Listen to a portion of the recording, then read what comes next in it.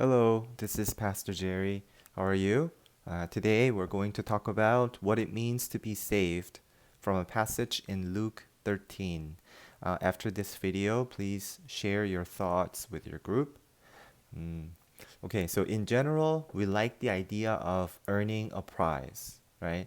The narrative can be filled with dedication, discipline, responsibilities, and reward, right? And there's nothing wrong with you being dedicated to something and you desire and disciplining yourself physically and mentally and to finally earning that very prize, right? The trophy or the gold medal that you worked really, really hard for, right?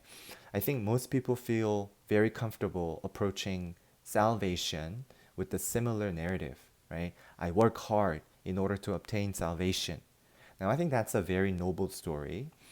So, why is it a problem, right, for God to reward those who try really hard to be saved, right? What's wrong with allowing the very people, right, to work their way into heaven?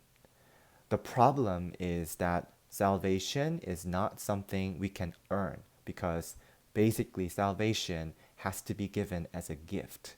Okay, why is that? Because if God allows people to work for salvation and grant salvation to only those who have proven themselves, then we can't really call God a gracious God, right? Where's the grace if salvation is what you have earned rightfully, right? It's no longer grace, but it's a paycheck. It's a medal, right? And our God is a God of grace, and our God saves people out of his grace, okay? Not because we are worthy. All right. So the question is, who will be saved? Okay. Does God save everyone? I mean, isn't saving everyone more gracious than saving just a few, right? So that's what we're gonna be looking at in Luke chapter 13, verse 23 on to 27. So here we go.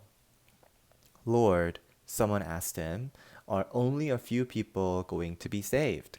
He said to them, make every effort to enter through the narrow door, because I tell you, many will try to enter and won't be able. Once the homeowner gets up and shuts the door, then you will stand outside and knock on the door, saying, Lord, open up for us.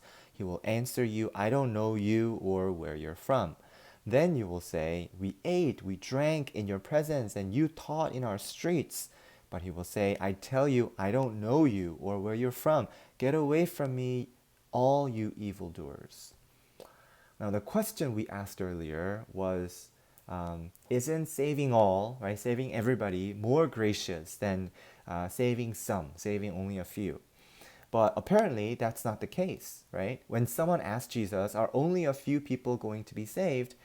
Jesus didn't deny that, right? He affirmed that they should make every effort to enter through the narrow door, right?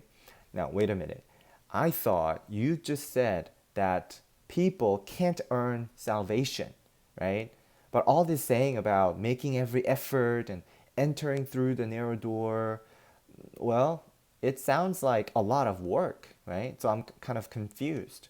Well, let's read verses 24 and 25 once again. Make every effort to enter through the narrow door, right? If God is the God of grace, then why say make every effort? Where's why? Verse 25. Once here's a keyword, homeowner gets up and shuts the door, many will try to enter, but they won't able to. They will knock on the door saying, Lord, open up for us, right? But he will say, I don't know who you are. So the reason people couldn't be saved, why people couldn't enter through the narrow door, was not because they were not trying. The only reason they couldn't get in was the homeowner, right? Shut the door. All right? The homeowner shut the door. So who will be saved? The ones whom the homeowner opens the door for. Okay? And then the question, for whom the homeowner opens the door? The ones he knows. Okay? That's it. ones he knows. The ones whom God knows are the ones who will be saved.